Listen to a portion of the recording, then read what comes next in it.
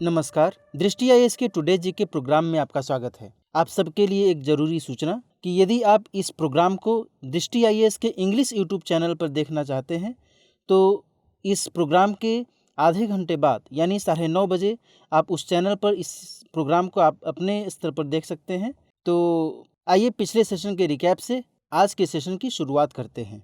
पिछले सेशन में पहले सवाल के तौर पर हमने आपसे पूछा था, निम्नलिखित युग्मों पर विचार कीजिए। एक तरफ स्थल दिए गए थे और दूसरी तरफ साक्ष्य दिए गए थे। हमने आपसे पूछा था उपरोक्त युग्मों में से कौन सा सही सुमेलित है। इसका सही जवाब है ऑप्शन सी, केवल 2 और 4 यानी आमरी मृग का साक्ष्य और सुरकोटदा घोड़ों की हड्डियों वाला साक्ष्य, ये दोनों सुमेलित हैं, बाकी दोनों साक्ष्य गलत थे। दूसरा सवाल था, नौका शब्द जिसका अर्थ विज्ञान है खबरों में छाया हुआ है, इसका संबंध निम्नलिखित में से किस देश से है। इसका सही जवाब है ऑप्शन ए, रूस। तीसरा सवाल था, बाल आधार के संदर्भ में निम्नलिखित कथनों पर विचार कीजिए। इसके लिए किसी बायोमेट्रिक जानकारी की आवश्यकता नहीं है। बाल आधार 14 साल से कम उम्र के बच्चों को जारी किया जाता है। बाल आधार ही एकमात्र सरकारी आईडी है जो नवजात शिशुओं को जारी की जा सकती है। उपर्युक्त में से कौन सा या से कथन सही है या फिर हैं। इसका सही जवाब है ऑप्शन बी, केवल 1 और 3। चौथा सवाल था, हाल ही में चर्चा में रहा नौवहन के लिए समुद्री सहायता विधेयक 2021 निम्नलिखित में से किस अधिनियम की जगह लेगा। सशस्त्र बल न्यायाधिकरण अधिनियम 2007, सेना अधिनियम 1950, नौसेना अधिनियम 1957 या फिर लाइट हाउस अधिनियम 1927। इस प्रश्न का सही जवाब है ऑप्शन डी, लाइट हाउस अधिनियम 1927। क्वेश्चन नंबर 5, इंद्र 21 के संबंध में निम्नलिखित कथनों पर विचार कीजिए। पहला कथन था, यह भारत और रूस का संयुक्त सैन्य अभ्यास है। दूसरा कथन, यह पुणे महाराष्ट्र में आयोजित किया जाएगा।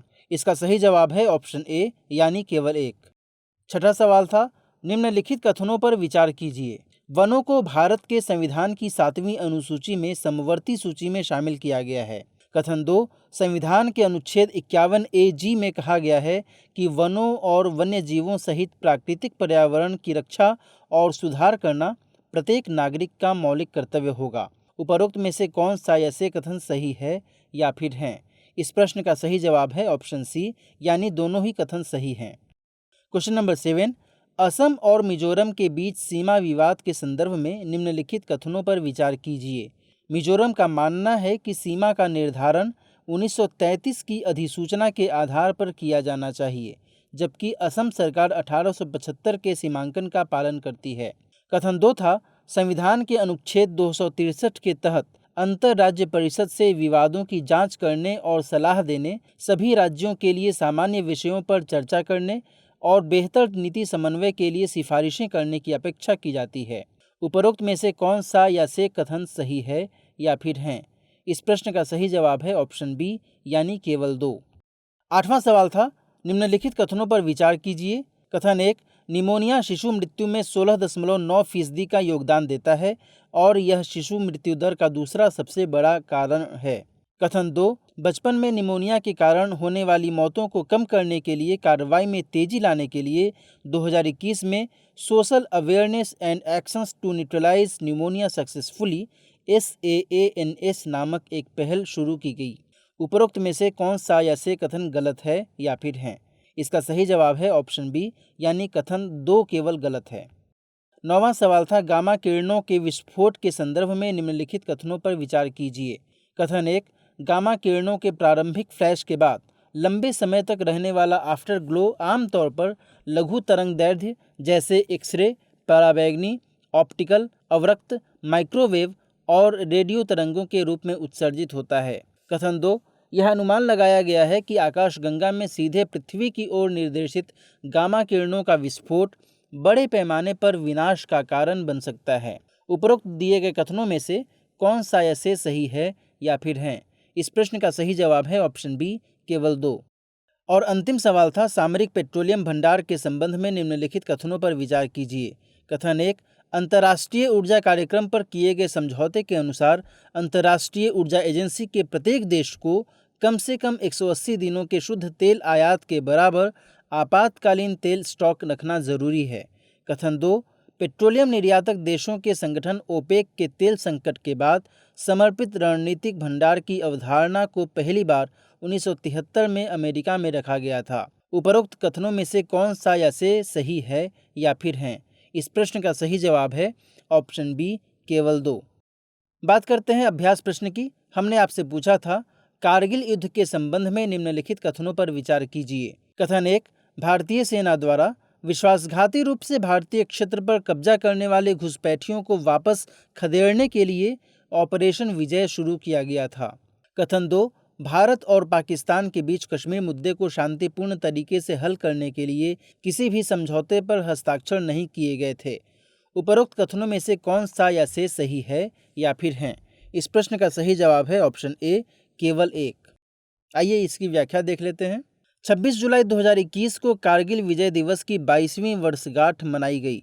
यह दिन कारगिल युद्ध के शहीद सैनिकों को समर्पित है। कारगिल युद्ध की बात करें तो वर्ष 1999 में भारत और पाकिस्तान ने कश्मीर मुद्दे को शांतिपूर्ण तरीके से सुलझाने के लिए लाहौर समझौते पर हस्ताक्षर किए थे। हालांकि पाकिस्तानी सैनिकों ने ऑपरेशन बद्र के तहत नियंत्रण रेखा के भारतीय हिस्से में घुसपैठ करना शुरू कर दिया था। इस ऑपरेशन का मकसद सियाचिन में भारतीय सैनिकों की मौजूदगी को कम करना था। भारतीय सेना ने ऑपरेशन विजय शुरू करके इसका जवाब दिया। 3 मई 1999 को पाकिस्तान ने युद्ध शुरू कर दिया। पाकिस्तान ने लगभग 5000 सैनिकों के साथ कारगिल में ऊंचाई पर स्थित पहाड़ी क्षेत्र पर घुसपैठ करके कब्जा कर लिया था। भारत सरकार को इसकी जानकारी मिलते ही भारतीय सेना द्वारा विश्वासघाती रूप से भारतीय क्षेत्र पर कब्जा करने वाले घुसपैठियों को वापस खदेड़ने के लिए ऑपरेशन विजय शुरू किया गया था। तो इस तरह इस प्रश्न का सही जवाब है ऑप्शन ए, केवल 1। हमारे वीडियो अंग्रेजी में देखने के लिए फॉलो करें हमारा ही दूसरा यूट्यूब चैनल दृष्टि IAS इंग्लिश। आज के सेशन का पहला सवाल, खबरों में रहा ट्रॉपिकल फॉरेस्ट वल्नरेबिलिटी इंडेक्स निम्नलिखित में से किसे मापता है? वनों की आग के प्रति उष्णकटिबंधीय वनों की सुभेद्यता को, जलवायु परिवर्तन के प्रति उष्णकटिबंधीय वनों की सुभेद्यता को, खारे पानी के प्रति उष्णकटिबंधीय वनों की सुभेद्यता को, या फिर औद्योगिकरण के प्रति उष्णकटिबंधीय वनों की सुभेद्यता को? इस प्रश्न का सही जवाब है ऑप्शन बी, यानी जलवायु परिवर्तन के प्रति उष्णकटिबंधीय वनों की सुभेद्यता को। एक अध्ययन के अनुसार उष्णकटिबंधीय वन कार्बन और जल चक्र की अपनी क्षमता को खो रहे हैं। उष्णकटिबंधीय वनों की सुभेद्यता मापने की नई ट्रैकिंग प्रणाली को उष्णकटिबंधीय वन सुभेद्यता सूचकांक TFVI कहा जाता है। इस सूचकांक को दुनिया भर में वर्षा वनों के लिए आधार रेखा माना जाता है। आपको बता दें कि यह सूचकांक जलवायु और भूमि उपयोग के प्रति वैश्विक वर्षा वनों की सुभेद्यता को ट्रैक करता है। तो इस तरह इस प्रश्न का सही जवाब है ऑप्शन बी। दूसरा सवाल, निम्नलिखित देशों पर विचार कीजिए। पेरू, इक्वाडोर, उरुग्वे और बोलीविया। उपरोक्त में से कौन से देश ब्राजील के साथ सीमा साझा करते हैं? केवल 1 और 2, केवल 1 और 4, केवल 1, 3 और 4, या फिर केवल 2, 3 और 4? इस प्रश्न का सही जवाब है ऑप्शन सी, केवल 1, 3 और 4। अपनी प्राकृतिक सुंदरता के लिए विश्व स्तर पर प्रसिद्ध रियो डी जेनेरो, जो ब्राजील में स्थित है, उसे नया अंतर्राष्ट्रीय गौरव प्राप्त हुआ है। यूनेस्को ने यहां स्थित लैंडस्केप आर्किटेक्ट रॉबर्टो बर्ल मार्क्स के पुराने मकान को विश्व धरोहर स्थलों की सूची में शामिल कर लिया है। दक्षिण अमेरिका में स्थित ब्राजील 9 देशों के साथ स्थलीय सीमाएं साझा करता है। ये देश हैं Uruguay, Argentina, Paraguay, Bolivia, Peru, Colombia, Venezuela, Guyana और सूरीनाम और फ्रेंच डिपार्टमेंट ऑफ गुयाना। तो इस तरह इस प्रश्न का सही जवाब है ऑप्शन सी, केवल 1, 3 और 4। क्वेश्चन नंबर 3, अर्थ ओवरशूट डे के संबंध में निम्नलिखित कथनों पर विचार कीजिए। अर्थ ओवरशूट डे हर साल 29 जुलाई को मनाया जाता है। कथन 2, इसकी कल्पना सबसे पहले world wide fund for nature ने की थी। उपरोक्त में से कौन सा या से कथन सही है या फिर हैं? केवल 1, केवल 2, 1 और 2 दोनों, न तो 1 और न ही 2। इस प्रश्न का सही जवाब है ऑप्शन डी, न तो 1 और न ही 2। हाल ही में WWF ने जानकारी दी है कि अर्थ ओवरशूट डे को 29 जुलाई को वापस स्थानांतरित किया गया है। यह विशेष दिवस ऐसी तारीख को इंगित करते हुए मनाया जाता है जब मनुष्य प्राकृतिक वस्तुओं और सेवाओं का पूरी तरह उपभोग कर लेता है। यहाँ ऐसी प्राकृतिक वस्तुओं और सेवाओं का जिक्र किया गया है जो पृथ्वी द्वारा किसी एक विशेष वर्ष में पुनः पुनर्जीवित की जा सकती हैं। तो इस तरह इस प्रश्न का सही जवाब है ऑप्शन डी, न तो 1 और न ही 2। क्वेश्चन नंबर 4, गंगा बेसिन में जल संवेदनशील शहरों के निर्माण पहल के संदर्भ में निम्नलिखित कथनों पर विचार कीजिए। कथन 1, यह पहल राष्ट्रीय स्वच्छ गंगा मिशन द्वारा शुरू की गई थी। कथन 2, इस पहल का उद्देश्य नमामि गंगे मिशन को राष्ट्रीय फ्लैगशिप शहरी अभियानों के साथ सम्मिलित करना है। ऊपर दिए गए कथनों में से कौन सा या से सही है या फिर हैं? केवल 1, केवल 2, 1 और 2 दोनों, न तो 1 और न ही 2। इस प्रश्न का सही जवाब है ऑप्शन सी, 1 और 2 दोनों। विज्ञान और पर्यावरण केंद्र के सहयोग से राष्ट्रीय स्वच्छ गंगा मिशन द्वारा गंगा बेसिन में जल संवेदनशील शहरों के निर्माण में एक नई क्षमता निर्माण पहल की शुरुआत की गई है। इस कार्यक्रम का मकसद गंगा बेसिन शहरों में बेहतर नदी स्वास्थ्य के लिए स्थायी शहरी जल प्रबंधन को बढ़ावा देना है। तो इस तरह इस प्रश्न का सही जवाब है ऑप्शन सी, 1 और 2 दोनों। क्वेश्चन नंबर 5, निम्नलिखित कथनों पर विचार कीजिए। कथन 1, नई दिल्ली में वर्ष 2010 में एक समझौता हुआ था जिसके आधार पर अंतर्राष्ट्रीय बाघ दिवस या वैश्विक बाघ दिवस हर साल 29 जुलाई को मनाया जाता है। कथन 2, इस समझौते के अंतर्गत 2022 तक लगभग 13 टाइगर रेंज देशों द्वारा एक साथ मिलकर बाघों की संख्या को दोगुना करने का निर्णय लिया गया था। उपरोक्त में से कौन सा या से सही है या फिर हैं? केवल 1, केवल 2, 1 और 2 दोनों, या फिर न तो 1 और न ही 2। इस प्रश्न का सही जवाब है ऑप्शन बी, केवल 2। अंतर्राष्ट्रीय बाघ दिवस या वैश्विक बाघ दिवस हर साल 29 जुलाई को मनाया जाता है। 29 जुलाई एक ऐतिहासिक दिन है। इस दिन कई देशों ने वर्ष 2010 में रूस में आयोजित सेंट पीटर्सबर्ग टाइगर शिखर सम्मेलन में एक समझौते पर हस्ताक्षर किए थे। इस समझौते के तहत 2022 तक लगभग 13 टाइगर रेंज देशों द्वारा एक साथ मिलकर बाघों की संख्या को दोगुना करने का निर्णय लिया गया था। तो इस तरह इस प्रश्न का सही जवाब है ऑप्शन बी, केवल 2। क्वेश्चन नंबर 6, किशोर न्याय बच्चों की देखभाल और संरक्षण संशोधन विधेयक 2021 हाल ही में संसद द्वारा पारित किया गया। इस संशोधन विधेयक के संदर्भ में निम्नलिखित कथनों पर विचार करें। कथन 1, इस संशोधन में पुलिस उपाधीक्षक यानी डीएसपी सहित पुलिस अधीक्षक यानी एसपी को किशोर न्याय अधिनियम की धारा 61 के तहत गोद लेने के आदेश यानी एडॉप्शन ऑर्डर्स जारी करने के लिए अधिकृत करना शामिल है, ताकि मामलों का त्वरित निपटान सुनिश्चित किया जा सके और जवाबदेही बढ़ाई जा सके।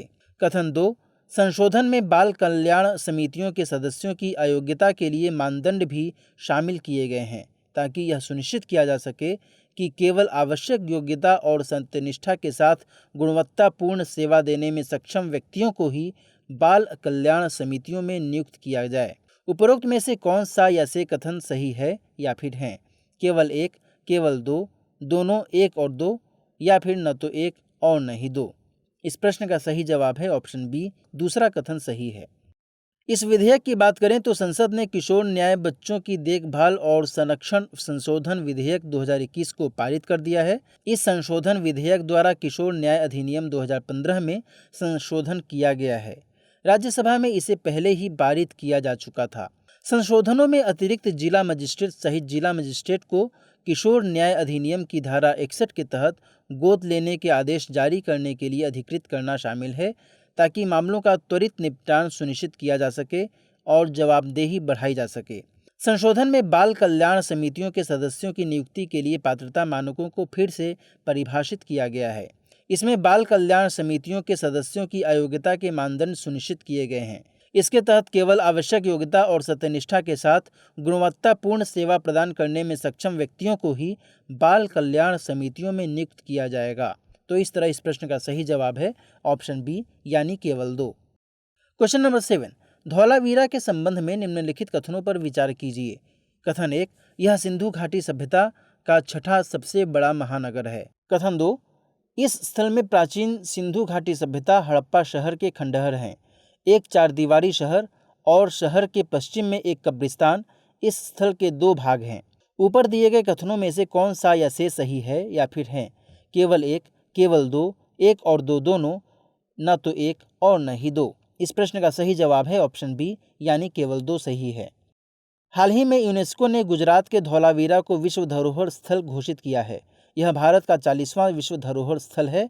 भारत में कुल मिलाकर 40 विश्व धरोहर स्थल हैं, जिनमें 32 सांस्कृतिक, 7 प्राकृतिक और 1 मिश्रित श्रेणी में शामिल है।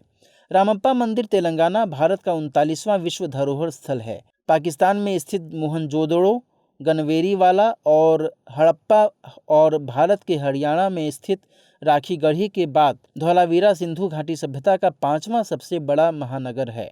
तो इस तरह इस प्रश्न का सही जवाब है ऑप्शन बी, केवल 2।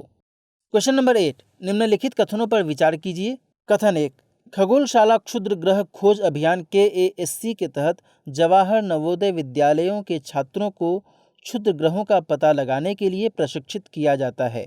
कथन 2, यह अभियान इसरो, भारत सरकार और स्पेस फाउंडेशन की एक पहल है। कथन 3, इसके लिए छात्र हवाई में स्थित पेनस्टार्स यानी the panoramic survey telescope and rapid response system telescope से रियल टाइम डेटा का उपयोग करते हैं। ऊपर दिए गए कथनों में से कौन सा या से गलत है या फिर हैं? ऑप्शंस हैं केवल 1 और 2, केवल 2, केवल 2 और 3 या फिर उपरोक्त सभी। इस प्रश्न का सही जवाब है ऑप्शन बी, यानी केवल 2। खगोलशाला क्षुद्र ग्रह खोज अभियान 2021 के तहत जवाहर नवोदय विद्यालयों के 16 छात्रों द्वारा खोजे गए 8 क्षुद्र ग्रहों को इंटरनेशनल एस्ट्रोनॉमिकल सर्च कोलैबोरेशन द्वारा प्रोविजनल स्टेटस प्रदान किया गया है। खगोलशाला क्षुद्र ग्रह खोज अभियान KASC के तहत जवाहर नवोदय विद्यालयों के छात्रों को क्षुद्र ग्रहों का पता लगाने के लिए प्रशिक्षित किया जाता है। यह अभियान भारत सरकार के प्रधान वैज्ञानिक सलाहकार के कार्यालय और स्पेस फाउंडेशन की पहल है। तो इस तरह इस प्रश्न का सही जवाब है ऑप्शन बी, यानी केवल 2। क्वेश्चन नंबर 9, राफेल के संबंध में निम्नलिखित कथनों पर विचार कीजिए। कथन 1, यह एक फ्रांसीसी 4 इंजन वाला बहुउद्देशीय लड़ाकू विमान है। इसे डसॉल्ट एविएशन द्वारा डिजाइन और निर्मित किया गया है। इसका निर्माण फ्रांसीसी वायुसेना और फ्रांसीसी नौसेना में करियर बेस्ड ऑपरेशंस के लिए किया जा रहा है। दूसरा कथन है, इसे वर्ष 2012 में लॉन्च किया गया था। और तीसरा कथन है, फ्रांस, मिस्र और कतर के बाद भारत चौथा देश है जिसने अपनी सामरिक रणनीति में राफेल को शामिल किया है।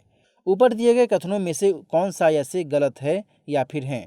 केवल 1 और 2, केवल 1 और 3, केवल 2 और 3 या फिर 1, 2 और 3? इस प्रश्न का सही जवाब है ऑप्शन ए, यानी केवल 1 और 2 कथन गलत हैं।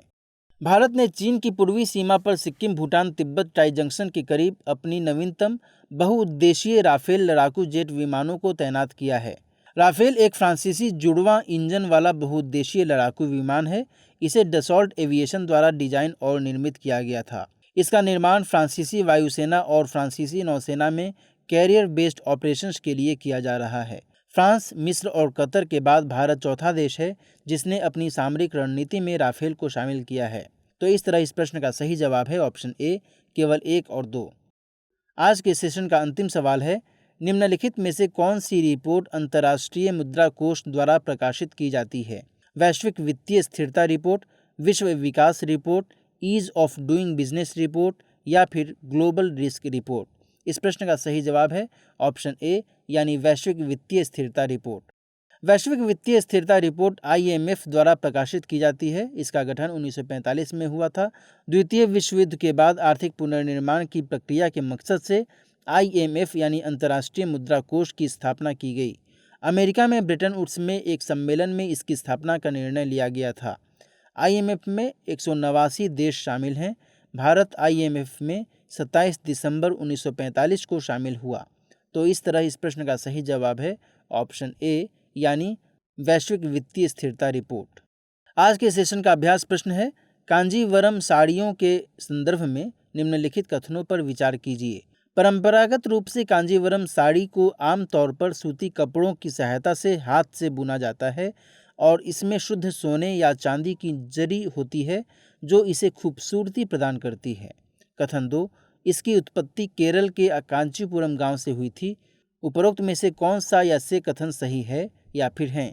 केवल 1, केवल 2, 1 और 2 दोनों या फिर न तो 1 और न ही 2? इस प्रश्न का सही जवाब कमेंट सेक्शन में देना न भूलें। मिलते हैं नेक्स्ट सेशन में कुछ नए सवालों के साथ। तब तक के लिए नमस्कार।